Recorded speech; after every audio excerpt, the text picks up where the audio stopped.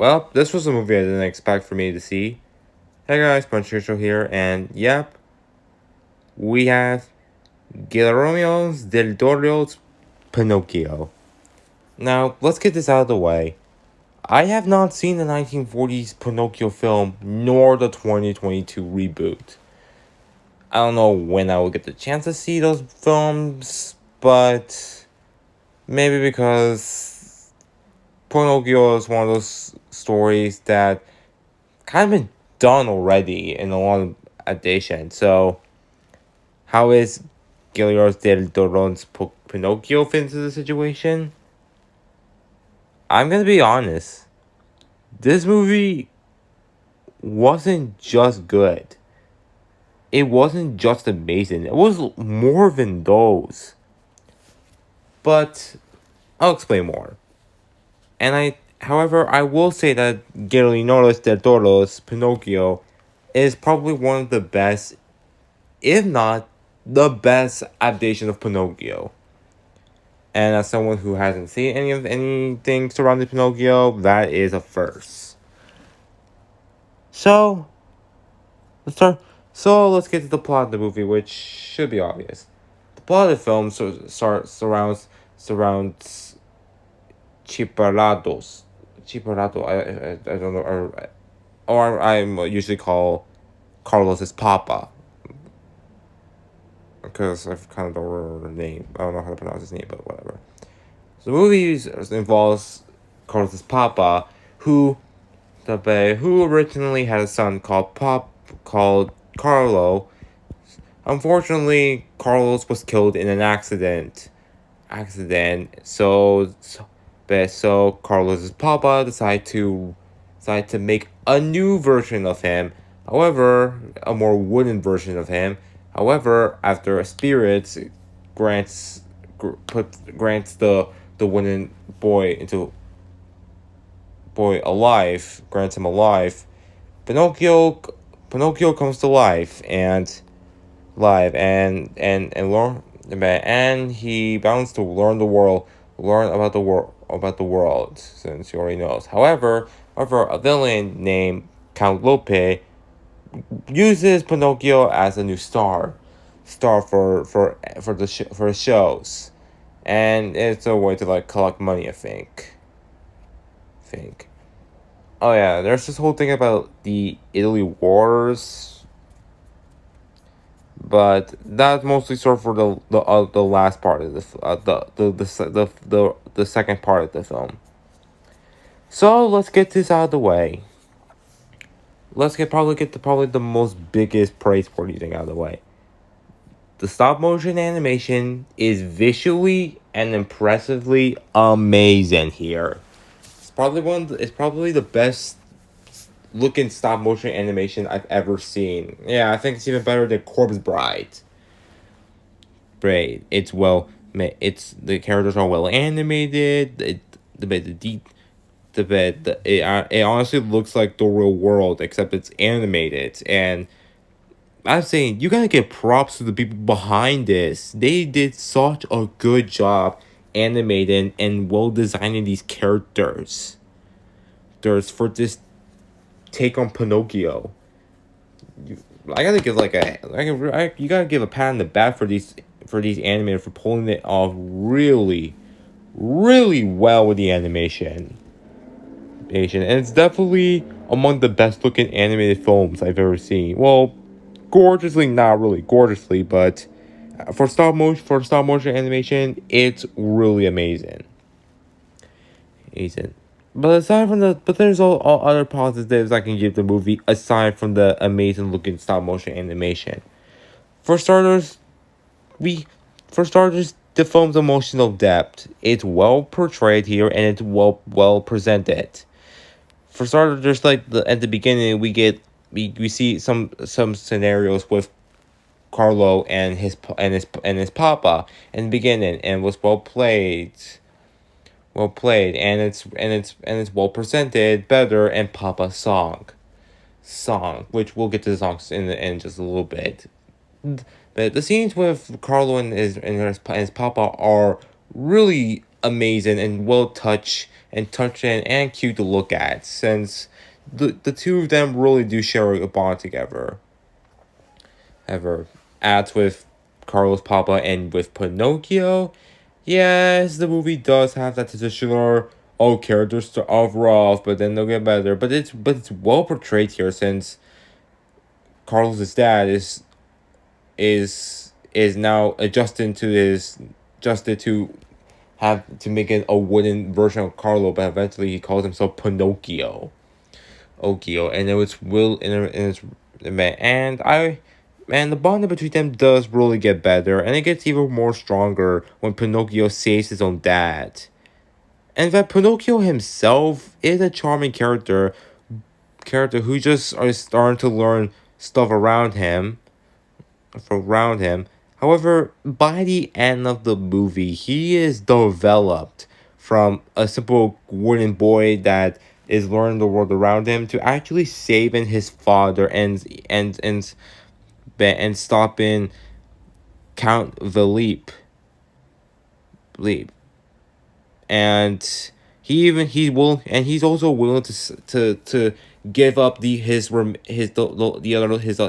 opportunity of living just to save his father's. He's offered to be a real boy just to save his father, and that's some well done character development here. Probably among the best character development in any film, not just film, but TV shows and any media in general.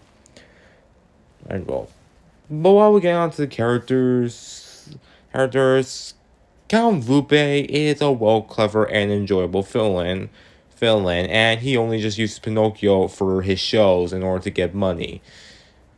I will say that he does serve a purpose to the movie. However, he doesn't really have much of an understandable motivation. Unlike four, when movies like four, that's not much of a negative, since he's only using Pinocchio for shows and nothing too malicious. Yes, he does tie Pinocchio up in one scene and almost lets him on fire, but that monkeyish character, like Shaq Zipito, I don't remember his name, but that monkey side does see does see Pinocchio and does attack him.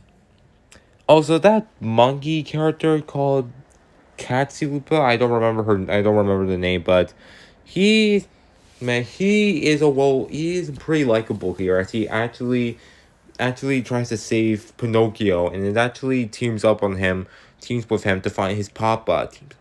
And I really enjoyed him. He also serves as probably with some funny moments. And then there's Garapio, Carlos Papa. The film does do a good job representing him, as he loves his son so much, and they actually do a good job of showing how he's coping towards it, and the grief he's showing for on the grief he's showing, and his relationship between Pinocchio. Yeah, starts off rough, but it gets better as he starts to care about Pinocchio, since Pinocchio is also aware that what about the incident with Carlo. And and speaking of which, let's but getting back to the relationship. There's this nice scene with Pinocchio and Jan's Wick, where they talked about stuff, but then they start to get along, and Chadwick even saved Pinocchio at once. So yeah, the relationship between them is also really cute, and during that military where they're sleeping, their bond just got a lot better. I just enjoyed the scenes where Pinocchio and Jaswick are interact, and their interactions to each other are really cute and well done here.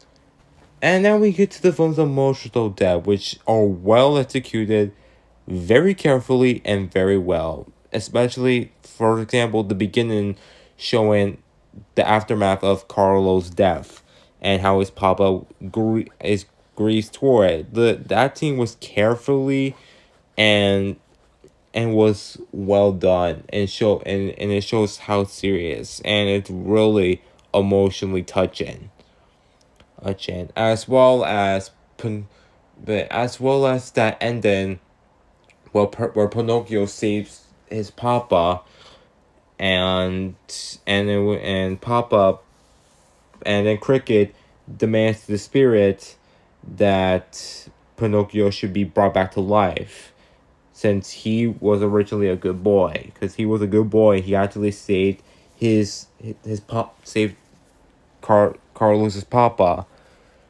And as for the Cricket, he is kind of enjoyable. In fact, he serves some films comedic moments.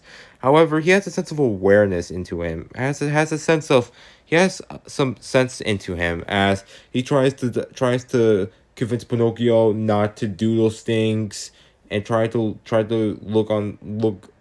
do the good things, but Pinocchio wouldn't listen. And there's some scenes where he actually yells at Carlos's papa because Pinocchio was looked up for him, and in that ending where he actually told the spirit that Pinocchio deserves a better life. That is man, that really makes me like him a lot, since he actually cares for Pinocchio, and wants to see him, and he wants to see Pinocchio spend more time with Carlos Papa. I really enjoyed the cricket in this movie. Oh yeah, let's also talk about the songs here. The songs are beautifully sung, especially the beginning, and there's also the Sio Papa. And I feel like the voice actor behind Pinocchio has a really beautiful singing voice, and I just really love the songs in this movie. Oh yeah, and this movie isn't afraid to be intense in many areas, because this is probably one of the most intense animated films I've ever seen. Mostly because that the second half involved wars, and yeah, they did a good job demonstrating and portraying the wars here, and the film is not afraid to get intense here, which makes it stand out from other animated films. So, so overall, so overall, Guillermo's. I have nothing much to say about. No, I don't have anything else to say about Guillermo's de Toro's de Pinocchio. This movie is perfect. The animation, the stop motion animation is visually and impressively amazing. The relationships are well presented and cute here.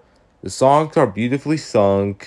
The movie does a the movie isn't afraid to get intense at moments, and the emotional depth is well presented here, carefully done,